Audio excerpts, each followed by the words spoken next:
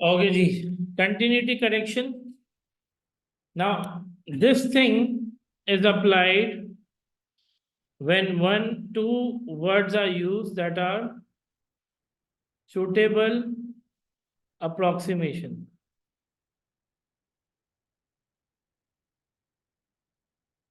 When suitable approximation is used in the question. Now, what does this mean that when suitable approximation is used? That means these words will identify that your question is diverting from binomial to normal, which means your your discrete data has to be now in shape of continuous. Your discrete data has to be in shape of what?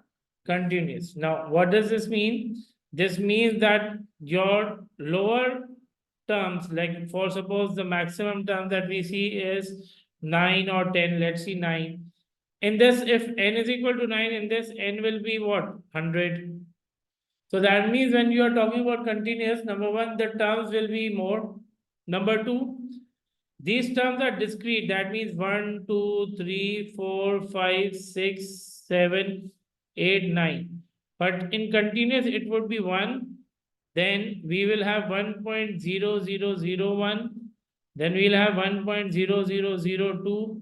Then 1.0003 till the time it goes up to what? 99.9999 and 100.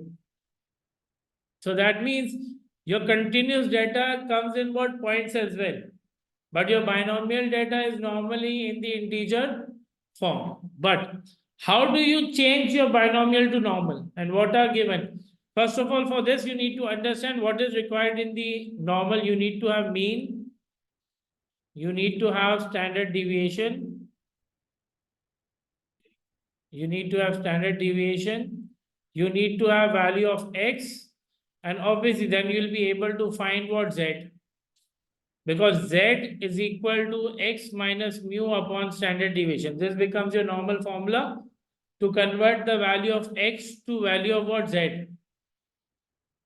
But when you have been given binomial and you have been told that obviously should apply suitable approximation, so your n will be given, and when you need to find out your mean, this will be given, and when you need to find out mean, so your mean will be NP. Your mean will be NP. Your N is the number of trials. N becomes number of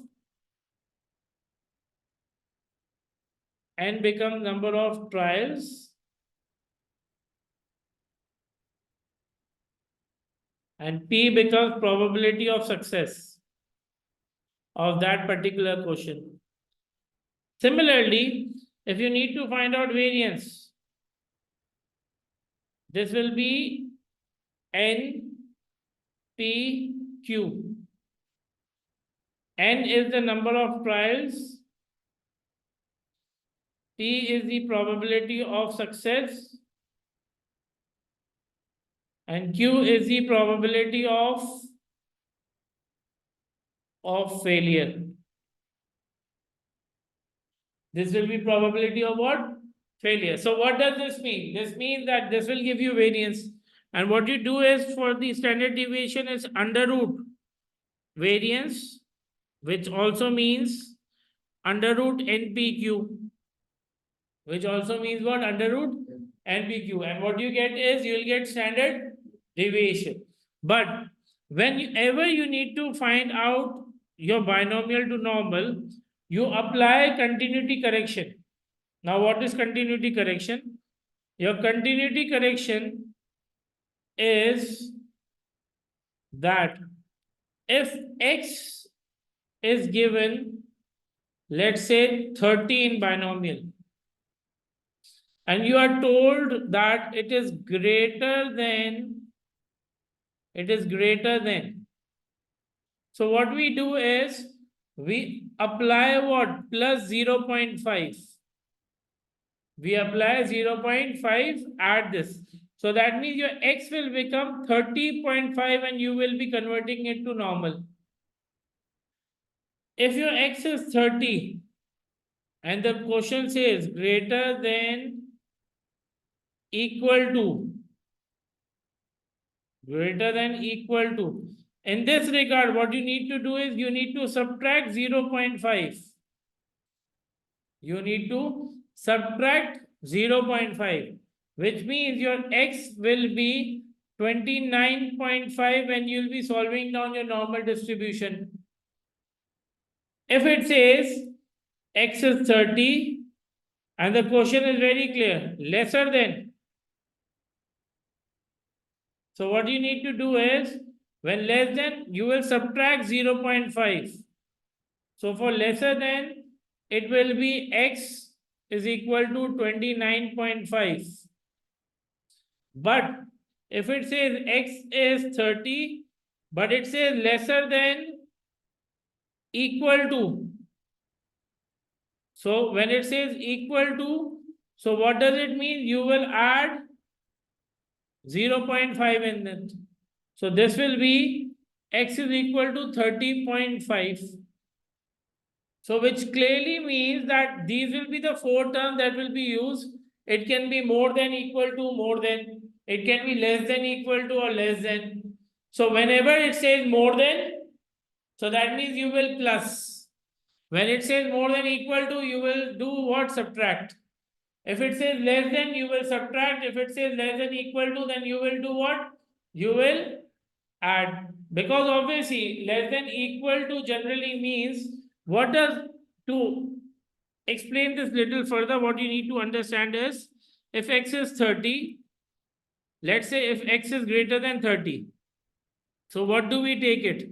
We take this as 31, 32 and 33. So if x is greater than 30, so when we add 0.5, we will take it as what? X is greater than 30.5. And 30.5, what does it mean? 31.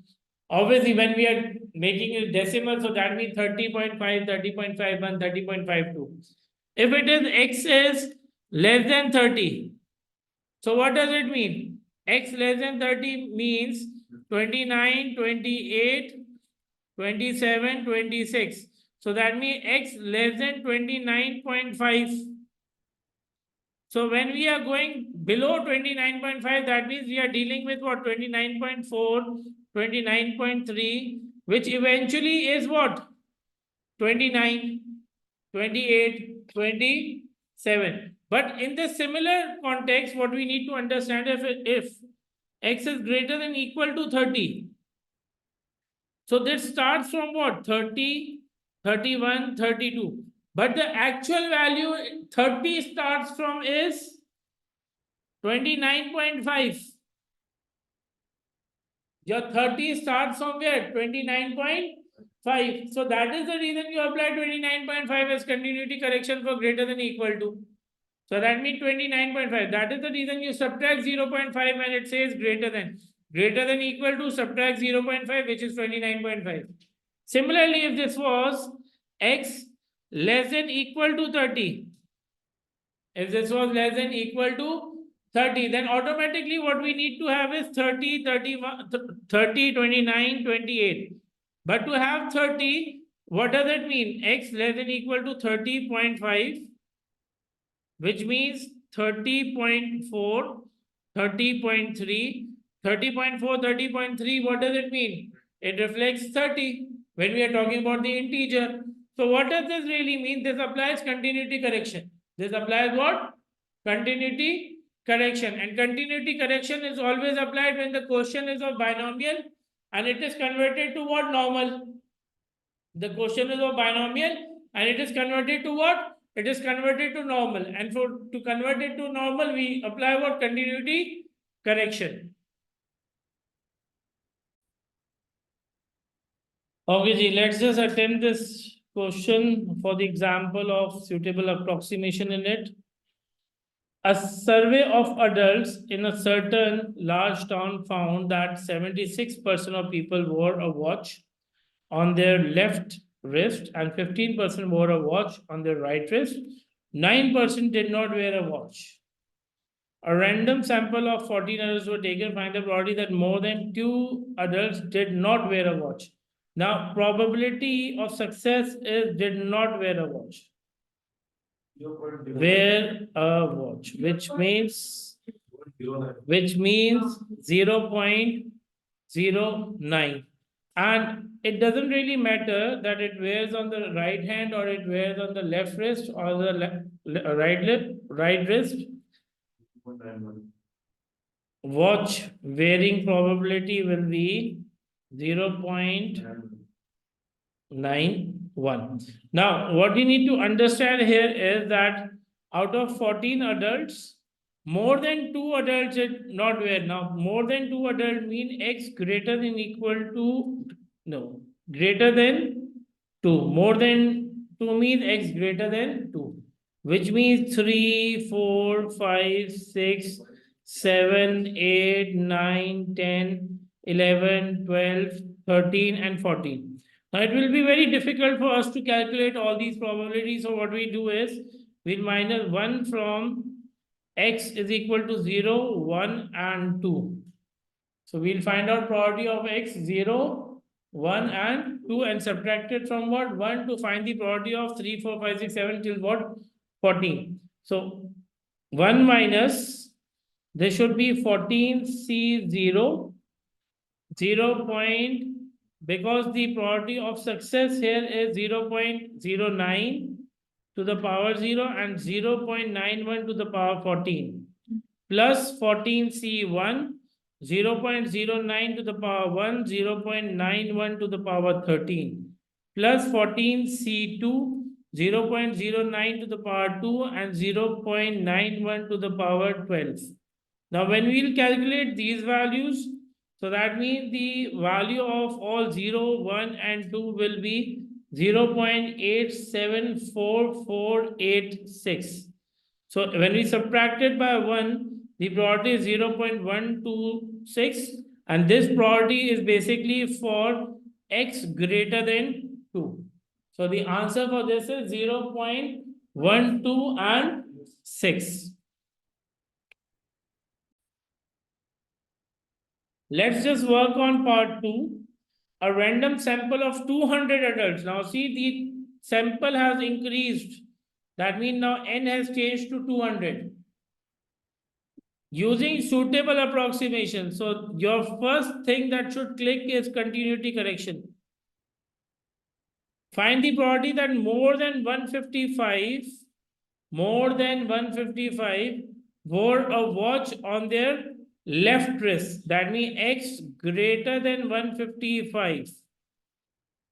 X greater than 150 and wore the watch on left wrist. So left wrist is the part of the question, which means left wrist will be P. Your adults in the center large town, 76 people wore a watch on their left wrist.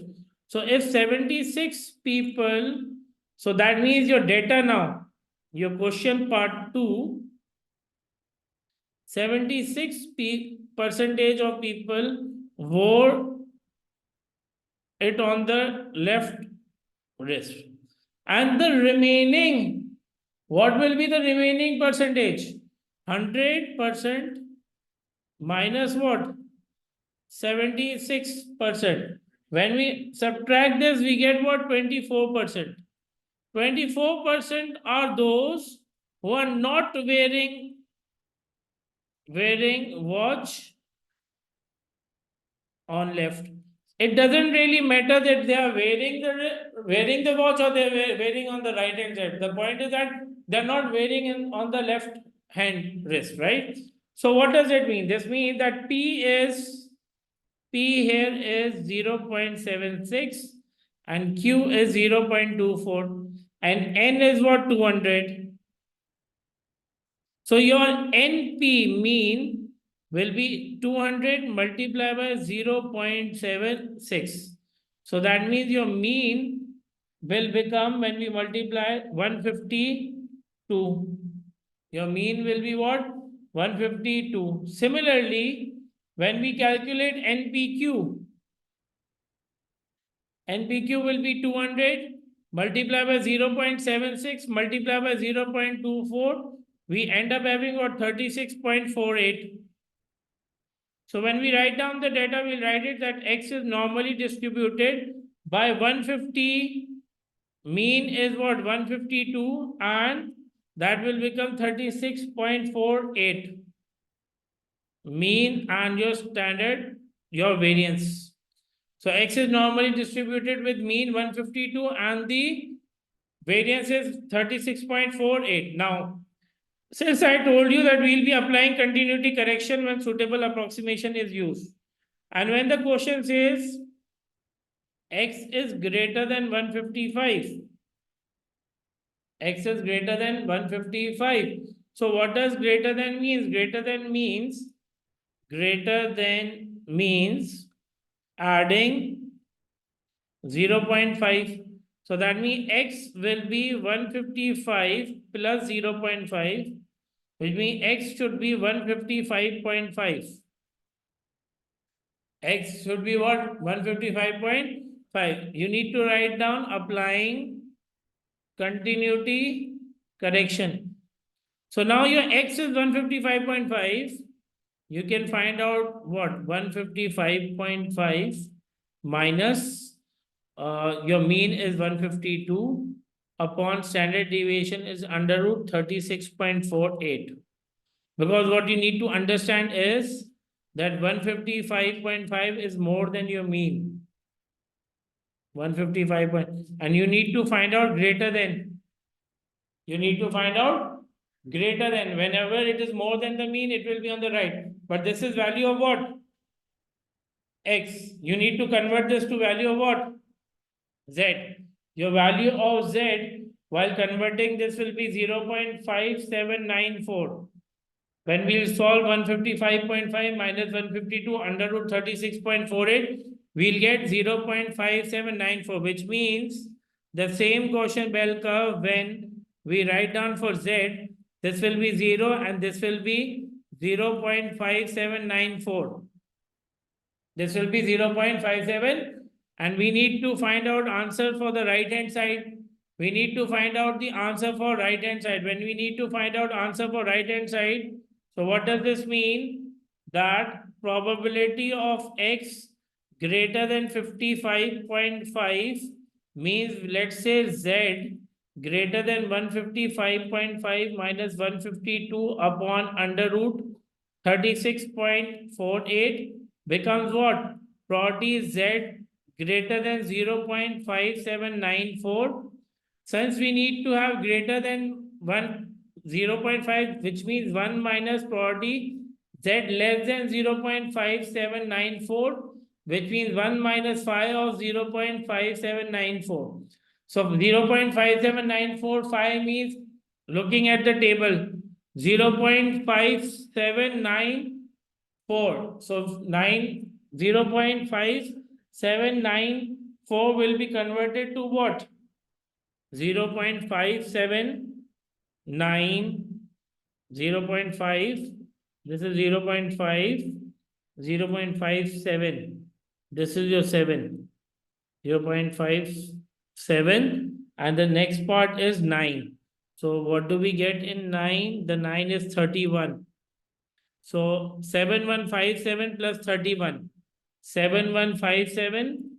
7157 plus 31 will be 8871. So the answer is 1 minus 0.7188. Your answer will be 0.2812. So your end probability is 0.2812 for the question when we applied continuity correction. So what you need to understand here is, to apply continuity correction, you need to change from binomial to normal.